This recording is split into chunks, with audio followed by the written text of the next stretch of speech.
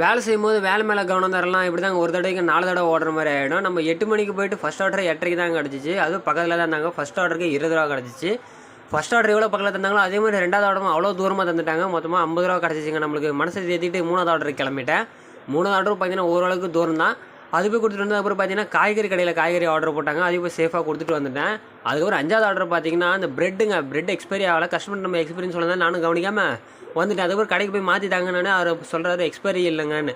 மறுபடியும் ஓடி போய் கஸ்டமர்கிட்ட கொடுத்துட்டு காசு வாங்க மறந்துட்டாங்க. அதுக்கப்புறம் மறுபடியும் ஓடி போய் காசு வாங்கினேன். அதான் ஒரு தடவைக்கு 4 தடவை ஓடுற மாதிரி ஆகிடுச்சு. வேலை மேலே கவனம் தரலனா இப்படி தான் ஆகும். அப்புறம் ஆர்டர் அடிச்சிட்டு இருக்குள்ள மத்தியானம் எப்போ ஆச்சுனே தெரியல. மத்தியானம் சாப்பாடு நம்ம வீட்டுக்கு வந்து பார்த்தா பீஸா செஞ்சுட்டு இருந்தாங்க. அது ஒரு வாய் சாப்பிட்டுட்டு அதுக்கப்புறம் பார்த்தீங்கன்னா ஈவினிங் ஆகிடுச்சு. அப்புறம் இந்த ஆர்டருக்கு பார்த்தீங்கன்னா நம்மளுக்கு 20 நிமிஷம் கழிச்சு தான் கஸ்டமர் வந்து வாங்கிட்டு போனாங்க. வரேன்ட்டு அதுக்கப்புறம் பார்த்தீங்கன்னா ஈவினிங்னாலே ஆர்டர் படுத்துக்கிச்சிங்க. 10 மணிக்கு மேலே தான் ஆர்டரே ஃப்ளோ பிடிச்சிச்சு. இதான் கரெக்டாக பார்த்தீங்கன்னா செகண்ட் லாஸ்ட் ஆர்டர் கொடுத்துட்டு வந்து இந்த லாஸ்ட் ஆர்டருக்கு வந்துட்டேன் நான். லாஸ்ட் ஆர்டர் கேஃபே அது கொஞ்சம் வீட்டு பக்கத்தில் தான் இருந்துச்சு. அது கொடுத்துட்டு நம்ம 12 மணிக்கெலாம் டே முடிச்சிட்டோம். இன்றைக்கி இவ்வளோ தான் நீங்கள் பண்ணணும். இதோட நாளைக்கு உங்களை